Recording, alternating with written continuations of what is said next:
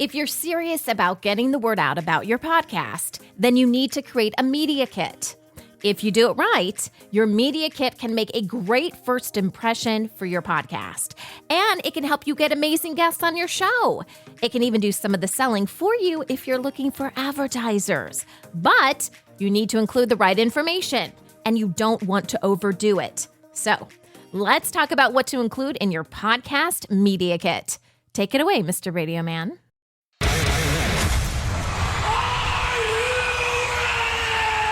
Podcast Your Business. Hey, you. Welcome to Podcast Your Business. I'm Sunny Galt. I'm a podcast coach and mentor, and I've been podcasting for the last 17 years, give or take. I think I might be at 18 now. I don't know. You lose track after a while. I am the founder and CEO of Independent Podcast Network, and you can check us out at independentpodcast.network. We've got a ton of great resources for you. Everything is absolutely free because that is a passion of mine, and that is helping podcasters regardless of wherever you're at. So we've got free courses on there on how to podcast, free blog posts, more great podcast episodes like this. Today, I am here to help you create amazing podcasts. And with this show, we specifically focus on podcast for your business. However, if your podcast is not related to your business, you're still going to benefit from the content. So how do we create these amazing podcasts? We do this by mastering The 5 P's of podcasting. Right. So what are the 5 P's of podcasting? This is a concept that I created when I did my first podcast course, which I think was like in 2020 when everyone was like on lockdown and didn't know what to do in their house. I'm like, I'm going to create a whole course on how to podcast. And I came up with the 5 P's because when I think back on my podcasting journey and with the shows that were successful, because let's admit, sometimes you have some duds. What was it that really made those shows successful? And I came up with 5 P's. We've got prep, plan, produce, promote, and profit. So if you want to have a successful show, that leads to more money in your wallet. And for those of you who have created a podcast for your business, yes, you do need to make money from this. It somehow has to benefit your business. Then you need to master these 5 P's. When we talk about prep, we're talking about why you're even starting a podcast. Does someone tell you you need to start a podcast? Do you just have this feeling that you need to get something out there? Are you really ready for this? Plan is the look and feel for your podcast. So it's after you've said, yes, I'm going to create a podcast. Well, what is the format for that? How often you're going to release episodes? Things like that. Produce is the actual creation of the content, whether you're doing audio or video. How do you do it? Tips and tricks for making it look and sound great. Promote, of course, is telling everyone about it because you could have the most amazing podcast in the world, but if no one knows about it, it's kind of like it doesn't exist. And then profit, I already really emphasized this, especially for those of you who are podcasting and it's related to your business. You have to make money. Somehow it has to come back to benefit your business. Maybe that's more clients. Maybe that is connecting you with other thought leaders in your space. Whatever it is, maybe you've got some other stuff going on and you can add this to a package and, charge more money for that. So there's a lot of different ways to do that. Mr. Radio Man, what are we talking about today? Promote.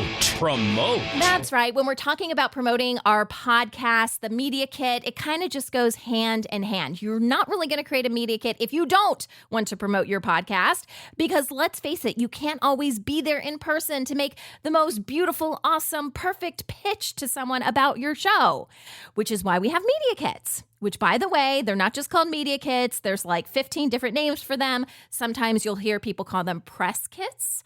Or if it's a shortened, more condensed version of a media kit, you'll hear one sheet. And I've created pretty much all of them, guys. So I've created them for individual podcasts, groups of podcasts, networks that have many, many podcasts. And this is just something that you're going to need. If you're serious about your podcast, you need to create a media kit. And you need to do it stat. Okay, which is why we're doing today's episode. Here's what we're going to talk about. I kept this as simple as possible because I really want you guys to grab what you need out of this and create your media kit. So the first question is, what is a media kit and why do we think this is so important?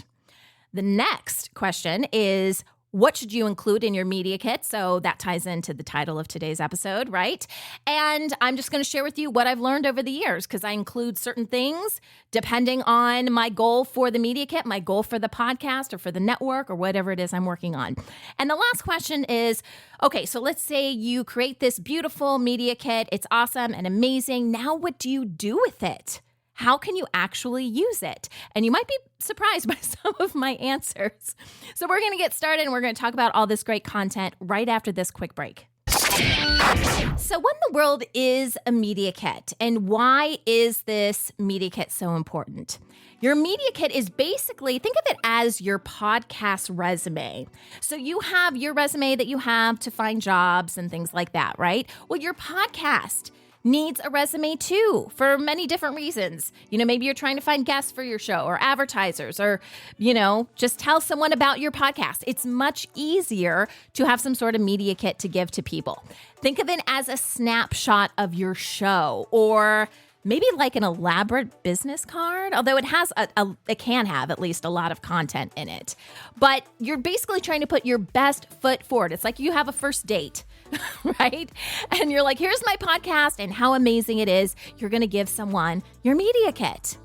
And by the way, having a media kit really shows that you're committed to your podcast.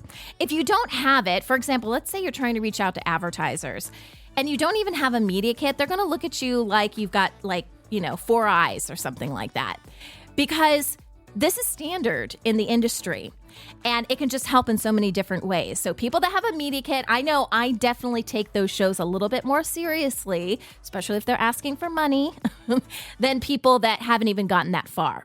Again, that's why we're doing today's episode. And it does a lot of things for you. So I don't recommend you just hand this off to somebody else, even if you had the funds to do that. At least, you can have someone else design it if you want, but at least go through the process of getting the information for the media kit and really thinking about that. Because I'm telling you, if there are any holes or weak points in your marketing strategy and who you are as a podcast and who you reach out to, you are going to find out really quickly by creating a media kit because it's all about your brand. So if you can't even answer these questions, then how are other people going to know who you are and what you represent? So do some of the homework yourself. Like I said, if you need to hand off the design of it, that's okay. I've done that in the past as well. And I'm just going to give you a heads up. It's going to take a little bit of effort. You really need to think about this, but that's okay because this is your brand. This is your podcast. And you may be using this to try to attract advertisers. And in that case, this is your money. This is money we're talking about. So take some time. Okay, so that's why it's important. What should you include in your media kit? So I'm going to run through some of the items that I highly recommend. I'll go through the most important things first, and then there's a couple things that you could have, you could not have, really just depending on the stage your podcast is and what you're trying to accomplish with your media kit. But here are some standards. You ready? You need your podcast artwork. Yes, your podcast is online and you may have a website for your podcast as well, but we're talking about something that can stand alone that you can send to someone where maybe they don't have internet access right now. Maybe they're flying. Maybe they're doing something like that. You need your podcast artwork. And then next to that, I do recommend some sort of summary of what your show is about. Can they find this online? Yes, they can. Don't worry about that though. And then if you want to break it down a little bit more, you can have titles of episodes, maybe some of your most popular episodes that you've done in the past. If you don't want to get that specific, you can just talk about, maybe list some of the topics that you've talked about in the past and what's been popular. You can also highlight significant guests that you've had on. So if you've had some celebrities or something like that, or people that are just really well-known thought leaders in your industry that you think would be impressive to people looking at your media kit, go ahead and include it. Nothing wrong with that. I would also recommend, since podcasts are so specific, meaning a lot of times people will listen to a podcast because they like the host, I do recommend that you have, and it can be small, but a little section that has the bio for the host. And if you want to take it one step further, then I recommend you have a photo as well. So it can be small.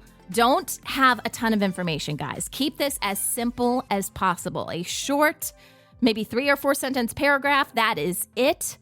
But it's nice to know. Now, if you've got a lot of hosts for a show, maybe skip this section, okay? Or maybe you've got a main host and, secondary hosts or, whatever. Keep it simple, but especially if you only have one and if it ties back into your business, things like that. I'm always a big advocate of having your photo and your bio because you never know where this could lead. You could send your media kit to someone and they could be like, well, I'm not really interested in this show, but hey, I saw on her bio that she's done XYZ and we really need a speaker to talk about XYZ. So you never know where this is going to go. Next, you need some stats and metrics. And don't freak out if you have a brand new show and you don't have all of this information. I remember I was creating a media kit at one point. It was more like a one sheet because it was very, very simple. It literally was one sheet. That's why you call it a one sheet.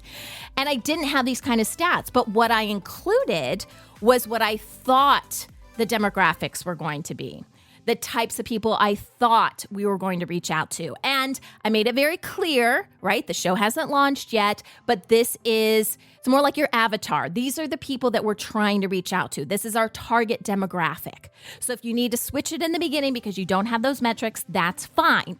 If your show has been up and running for a little bit, here are some stats and metrics you may want to include.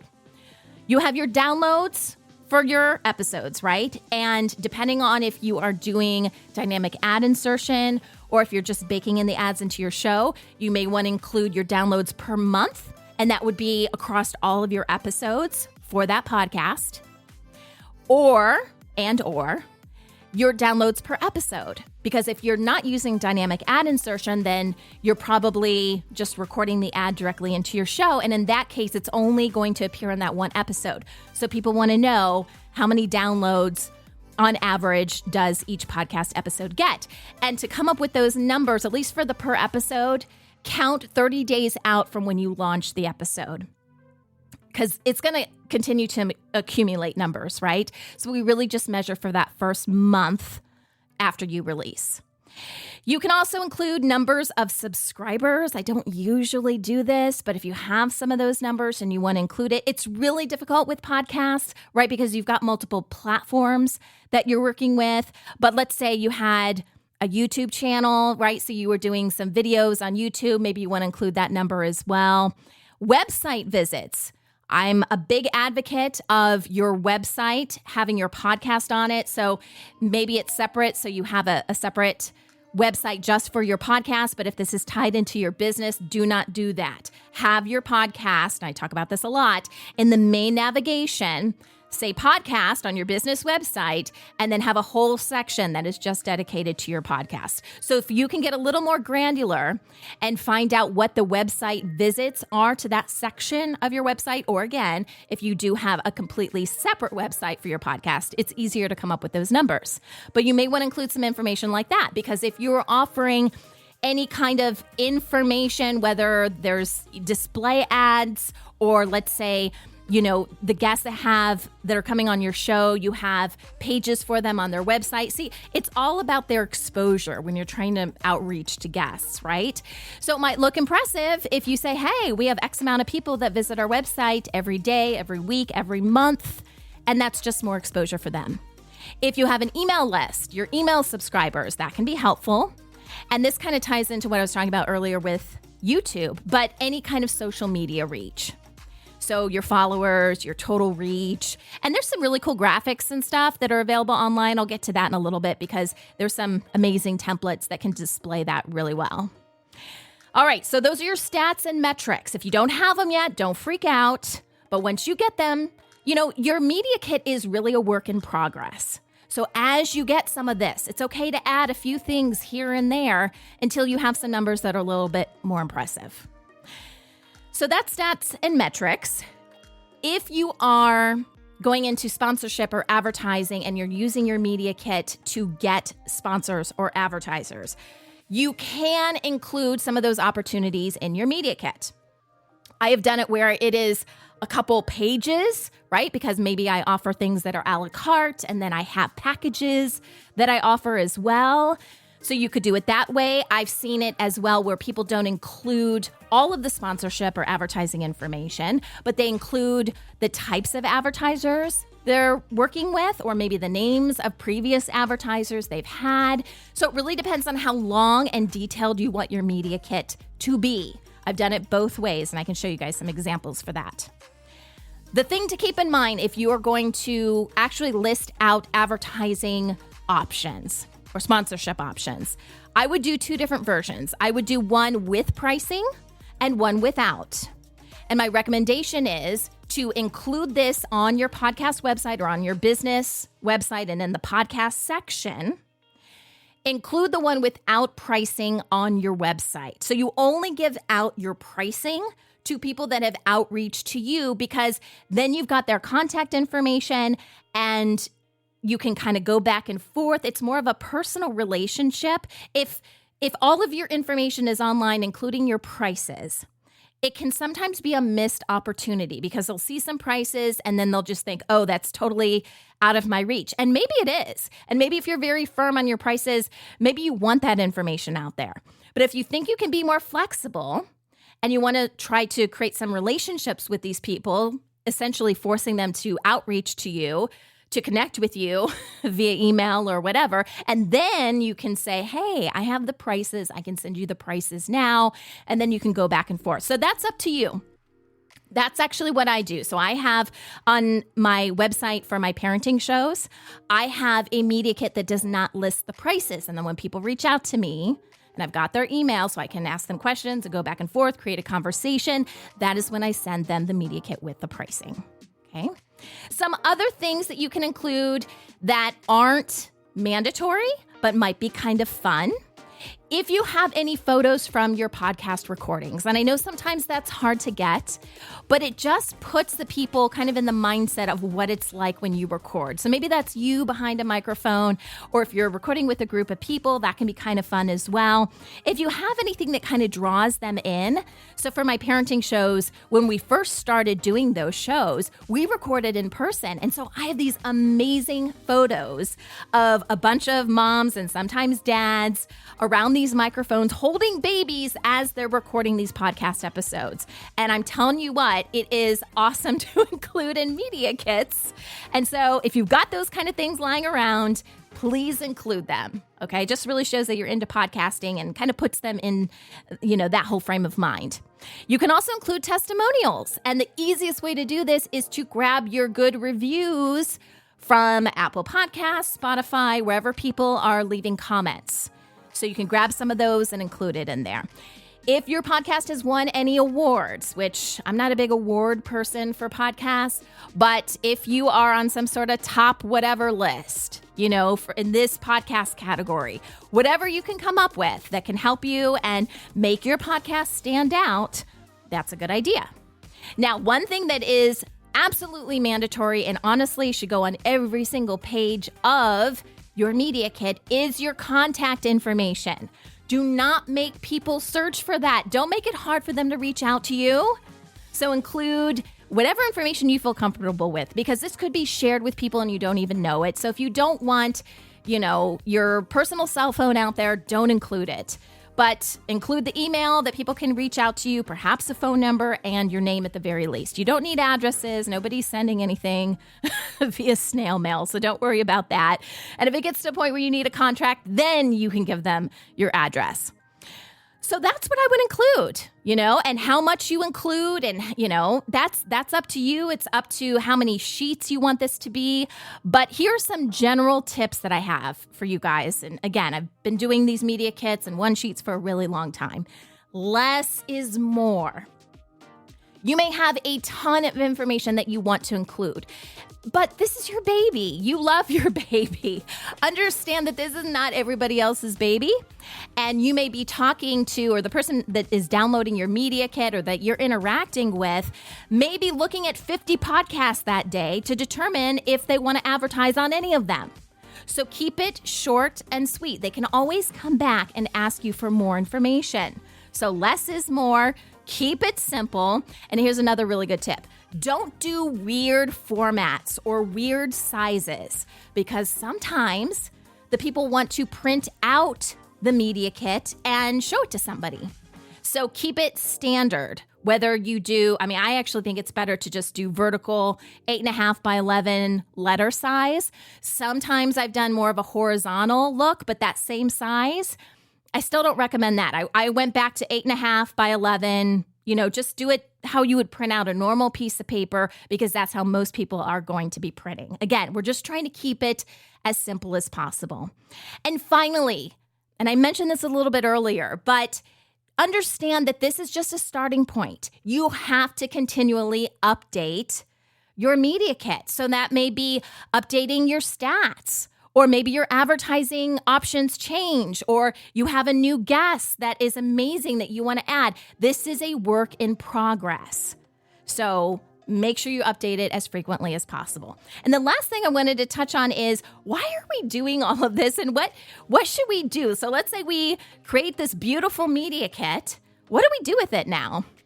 My number one recommendation is to add it to your podcast website or your business website, whichever, however you have things set up. I mentioned this earlier, but have it included there, okay, on the main page. So if you've got a main podcast link, they click on the podcast link and make it front and center so they can download it and get more information.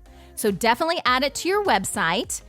And my recommendation too is to have a simple link so it can be shared easily. Don't make it a really complex link. And if you guys have heard of pretty links, if you have a WordPress website, that's a great way to shorten links and make them nice and pretty. Have a simple link, because you may have someone reach out to you and you want to show them the media kit, and the last thing you want to do is send out this huge, ugly URL. So make it short and make it pretty. Also, if you have a link, that is easier for making changes to your podcast, because if you send someone a PDF via email, then that's just the PDF in its current format. But what if the next day suddenly your podcast blows up and you've got a ton more listeners? It's always better to update the PDF, have it as a link, and then just send people the link.